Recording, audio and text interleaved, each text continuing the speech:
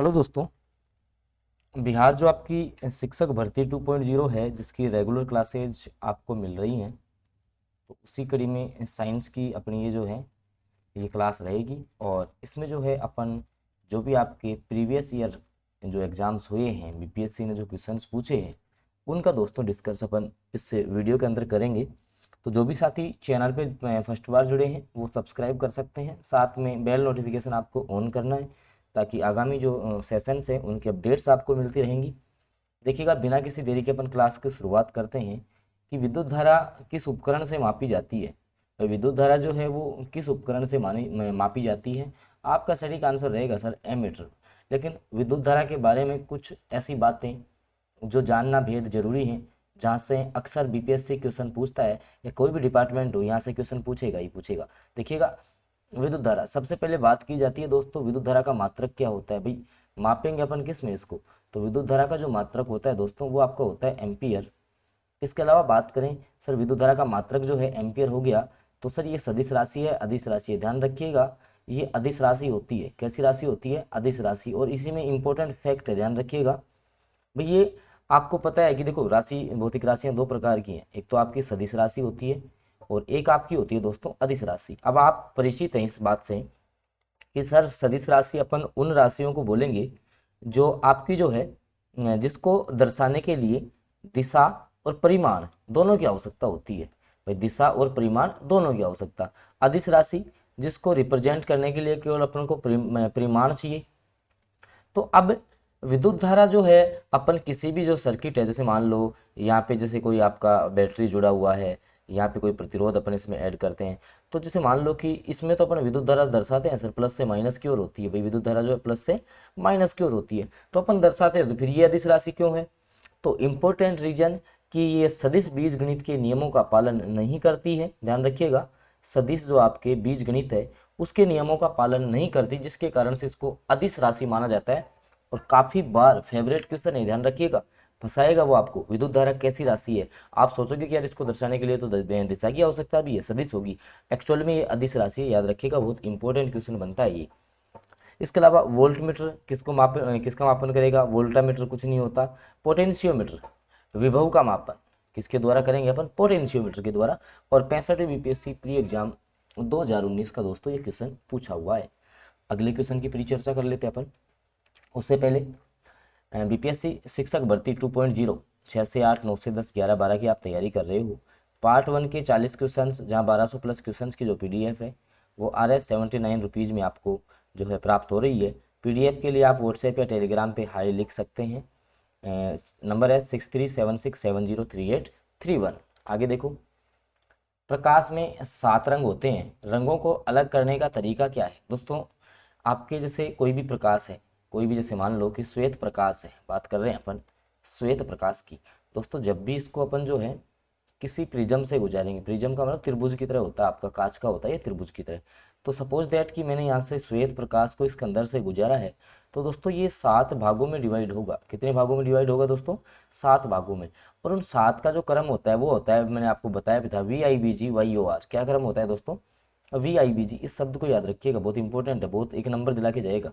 VIBG YOR मतलब वोयलेट बैंगनी, are का मतलब रेड। इन दो को तो कम से कम याद रख लो भाई। रेड जो है उसकी तरंग दैर्घ्य सर्वाधिक होती है। तरंग दैर्घ्य का मतलब दोस्तों आप इस प्रकार से लगा सकते हैं कि ऐसा कौन सा कलर है जो अपन को मैक्सिमम दूरी से दिखाई देगा। और एक बैंगनी जो है इसकी तरंग दैर्घ्य सबसे कम होती है, बल्कि इसका जो विचलन है वो सबसे अधिक होता है दोस्तों। आई होप क्लियर हो गया होगा ये पॉइंट भी आपको। चलते हैं फिर अगले क्वेश्चन पे। देखिएगा, अगला जो आपका क्वेश्चन है कि यदि किसी ऐनक के लेंसों की शक्ति +2 डायोप्टर हो तो इसकी फोकस दूरी क्या होगी? काफ़ी इंपॉर्टेंट क्वेश्चन है दोस्तों। तो एक बार आप भी सॉल्व करने की कोशिश करें, क्योंकि 50 सेंटीमीटर का करेक्ट आंसर है। देखिएगा,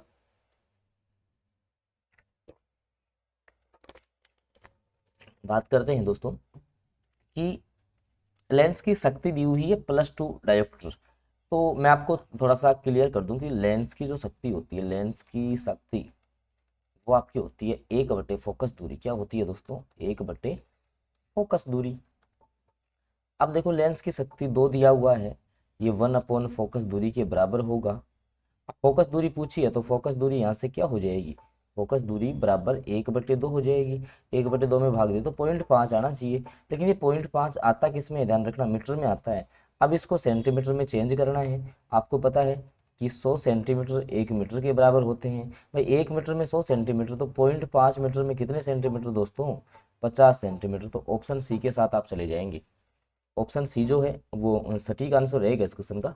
चलते हैं अगले क्वेश्चन पे दोस्तों। दो उत्तरोत्तर सुरंग और दो उत्तरोत्तर ग्रत के बीच की दूरी को क्या कहते हैं। देखिएगा, बात कर रहे हैं कि सुरंग और ग्रत एक्चुअली है क्या ये। जैसे सपोज दैट आपने ऐसा डायग्राम पढ़ रखा होगा, जैसे कोई भी तरंग जैसे गति करती है तो वो इस प्रकार से दोस्तों गति करती है, इस प्रकार से गति करते हुए आगे बढ़ेगी, ठीक है। अब इसमें ये जो है मैक्सिमम जो ऊंचाई है दोस्तों, इसको अपन बोलते हैं सरंग। क्या बोलेंगे इसको, सरंग। और ये जो नीचे गहराई में आ रहा है दोस्तों, इसको बोला जाता है गर्त। गर्त का मतलब खड्डा समझ सकते हो आप, गड्ढा एक तरीके से, ठीक है। तो क्या बोला है कि या तो दो सुरंग, जैसे दो सुरंगों के बीच की दूरी ये वाली दूरी, या बात करें दो ग्रतों के बीच की दूरी ये वाली दूरी, तो इसको अपन क्या बोलते हैं। अब देखो, अगर जैसे मान लो यहाँ से यहाँ तक की दूरी की बात की जाती है तो इसको बोलते हैं आयाम। क्या बोला जाता है इसका दोस्तों, आयाम बोला जाता है। और दो तरंग हो या दो ग्रत हो, ये जो बीच की दूरी होती है इसको लैम्बडा से रिप्रेजेंट करते हैं और इसको बोला जाता है तरंग दैर्घ्य। क्या बोला जाता है दोस्तों, तरंग दैर्घ्य। ऑप्शन बी के साथ आप चले जाएंगे। आई होप ये डाउट भी आपका क्लियर हो गया होगा। तो आप चैनल पे फर्स्ट बार जुड़े हैं तो आप चैनल को सब्सक्राइब जरूर कर लें और साथ में जो है बेल नोटिफिकेशन आपको जरूर ऑन करना है, ताकि जैसे आगामी जो भी आपकी क्लासेज है उनकी अपडेट आपको मिलती रहेंगी। चलते हैं अगले क्वेश्चन पे। देखिएगा कि जब प्रकाश एक माध्यम से दूसरे माध्यम में जाता है तो निम्न में से कौन नहीं बदलता। सपोज दैट ये आपकी कोई पृथककारी सतह है, ये आपकी कोई भी सपोज दैट कि पृथककारी सतह है।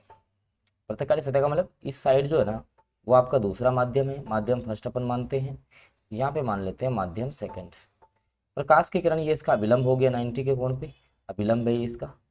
अब प्रकाश की किरण एक माध्यम से दूसरे माध्यम में आएगी। सूर्य था, यहाँ से प्रकाश की किरण आई, जो किरण आती है उसका नाम होता है आपतित किरण। क्या होता है दोस्तों, आपतित किरण। और ये जैसे ही दूसरे माध्यम में आएगी तो क्या इसका चेंज नहीं होगा, तो हमेशा ध्यान रखिएगा इसकी आवर्ती जो है ना, फ्रिक्वेंसी आवर्ती, वो हमेशा नो चेंज रहती है। तो ऑप्शन सी सटीक सटीक आंसर हो जाएगा इस क्वेश्चन का। और 66वीं आपकी जो बीपीएससी प्री एग्जाम 2020 हुई है उसमें दोस्तों आपका एक क्वेश्चन पूछा जा चुका है। चलते हैं फिर अगले क्वेश्चन पे। देखिएगा, रात के समय में खुले आकाश में तारों के टिमटिमाने को किससे समझाया जा सकता है। फिर रात के समय जैसे मान लो कि आकाश में तारे आपको टिमटिमाते हुए दिखाई देते हैं, तो उसका क्या कारण है। और 67वीं बीपीएससी प्री एग्जाम 2022 में ये क्वेश्चन आया हुआ है। तो देखिएगा, बात करें अब ये जो सारी साइंस है ना वो आपकी आ रही है एनसीईआरटी से। जो भी आपकी साइंस है वो आपकी 9th-10th की जो एनसीईआरटी है ना उसके सारे क्वेश्चन है। अब जैसे मान लो कि आपके जो है खुले आकाश में ये तारे हैं, अब ये आपको टिमटिमाते हुए, आप जैसे मान लो कि पृथ्वी की सतह से इनको यहाँ से देख रहे हो तो टिमटिमाते हुए दिखेंगे। इसका रीजन क्या है दोस्तों, यहाँ पे होते हैं धूल के कण। जो आपका वायुमंडल है उसमें होते हैं दोस्तों धूल के कण। क्या होते हैं, धूल के कण होते हैं दोस्तों। और ये धूल के कण जो है ना एक्चुअली जैसे प्रकाश की किरण किसी वस्तु से अपनी आंखों में आती है, ध्यान रखिएगा प्रकाश की किरण जो है ना सबसे पहले आएगी आपकी वस्तु पर, और वस्तु के बाद जो है ना वो पहुंचती है अपनी आंखों में। तो यहाँ से जैसे मान लो कोई प्रकाश की किरण आएगी तो धूल के कणों से ऐसे टकराएगी, ऐसे टकराएगी, तो इसका जो रास्ता है ना वो इस प्रकार से हो जाएगा, जिगजैग गति एक तरीके से हो जाएगी। तो ये जो तारा है ना वो अपने को टिमटिमाता हुआ दिखाई देगा। तो इसका सटीक कारण होता है प्रकाश का अपवर्तन। ये होता है क्या, प्रकाश का अपवर्तन, ऑप्शन ए। लेकिन अगर इसी में ऑप्शन होता वायुमंडलीय अपवर्तन, क्या ऑप्शन होता दोस्तों, वायुमंडलीय अपवर्तन, तो वो इससे ज़्यादा सटीक होता वायुमंडलीय अपवर्तन। आई होप समझ में आ गया होगा आपको। और दोस्तों चैनल पे आप फर्स्ट बार जुड़े हैं तो चैनल को आप सब्सक्राइब जरूर करेंगे, साथ में बेल नोटिफिकेशन भी ऑन करना है ताकि आगे की जो वीडियो हैं उनकी जानकारी आपको मिलती रहेगी। और सारी क्लास जो है आपको रेगुलर मिल ही रही है इस चैनल पे, तो आपकी भी नैतिक जिम्मेदारी बनती है कि आप चैनल को सब्सक्राइब जरूर करें। अगला क्वेश्चन, सूर्य का जो प्रकाश है वो पृथ्वी पर पहुंचता है, सूर्य का प्रकाश पृथ्वी पर पहुंचता है कितने समय में, ये क्वेश्चन पूछा गया है, कितने समय में पूछता है। तो देखिएगा 5 मिनट, 8 मिनट, 6 मिनट, 10 मिनट। तो सूर्य का जो प्रकाश है वो 8 मिनट के लगभग जो है पृथ्वी पर पहुंचता है। ऑप्शन सी करेक्ट हो जाएगा। लेकिन समझो इसको कि अगर एक्चुअल टाइम दे दे तो 8 मिनट और आपका जो है 19 सेकेंड, 8 मिनट और 19 सेकेंड जो है ना वो सटीक आंसर रहेगा, इसका थोड़ा सा ध्यान रखना है। तो इस क्वेश्चन का जो है ऑप्शन सी के साथ आप चले जाएंगे, ऑप्शन सी जो है वो सटीक आंसर रहेगा दोस्तों इस क्वेश्चन का। चलते हैं कि सौरमंडल का जो है, सौरमंडल का सबसे बड़ा ग्रह कौन सा है।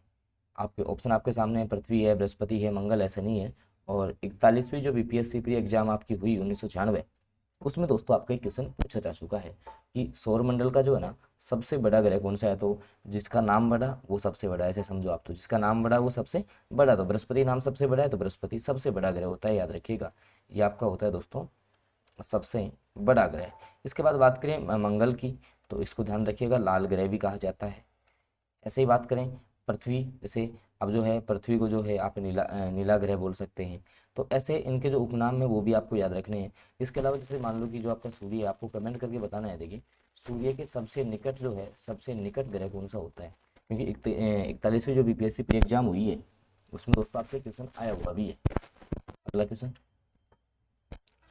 प्लूटोनियम न्यूक्लियोटाइड, भाई जैसे आपका ये है, तो इसमें इसके नाभिक में जो है ना न्यूट्रॉनों की संख्या क्या होगी। मैंने आपको बताया था कि भाई कोई जैसे कोई भी परमाणु है उसके नाभिक में क्या होते हैं, न्यूट्रॉन होता है, प्रोटॉन, इलेक्ट्रॉन जो है वो बाह्यतम कक्षाओं में क्या करते हैं, चक्कर लगाते रहते हैं। मैंने ये भी रीजन बताया था भाई, जैसे मान लो कि इलेक्ट्रॉन लगातार जो है बाह्यतम कक्षाओं में चक्कर लगा रहा है, तो एक्चुअली जो है वो घूमता हुआ नाभिक में गिर जाना चाहिए, लेकिन ये गिरता नहीं है। तो इसका रीजन भी मैंने नील्स बोर की परिकल्पना जो है आपको समझाई थी, नील्स बोर जो थे उनकी परिकल्पना। अब देखो बात सीधे करते हैं, पर क्वेश्चंस पे आ जाते हैं कि पीयू आपका 94 और 242 है। अब अपन को पता है कि यहाँ अपन क्या क्या लिखते हैं, द्रव्यमान संख्या, यहाँ लिखते हैं प्रोटोनों की संख्या। क्या लिखते हैं, प्रोटोनों की संख्या। तो न्यूट्रॉन कैसे निकालेंगे अपन, तो न्यूट्रॉन निकालेंगे द्रव्यमान संख्या, द्रव्यमान संख्या माइनस आपके प्रोटोनों की संख्या। तो द्रव्यमान संख्या जो है दोस्तों इसकी कितने दे रखी है, 242, और जो प्रोटोनों की संख्या है वो 94 है। अब देखो यहाँ से जब आप ये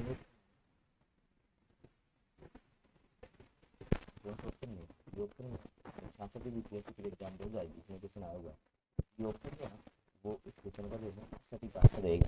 दोस्तों क्लास आपको अच्छी लग रही हो तो क्लास को आप लाइक जरूर कर दें, चैनल में पहली बार जुड़े हैं तो सब्सक्राइब आप जरूर करें, साथ में बेल नोटिफिकेशन ऑन करना ताकि आगामी जो वीडियो है वो भी आपको मिलते रहेंगे। तो दोस्तों ये अपनी कुछ इंपॉर्टेंट क्लास थी। अगर क्लास आपको अच्छी लगी हो तो प्लीज़ आप इसे लाइक जरूर करें, और चैनल में फर्स्ट बार जुड़े हैं तो सब्सक्राइब आप जरूर करेंगे, साथ में बेल नोटिफिकेशन ऑन कर लेंगे तो आगे जिस भी सब्जेक्ट की क्लास होगी ना वो आपको मिलती रहेगी। सारे सब्जेक्टों की जो क्लासेज हैं वो लगातार जो है आपको यहाँ से दी जा रही है।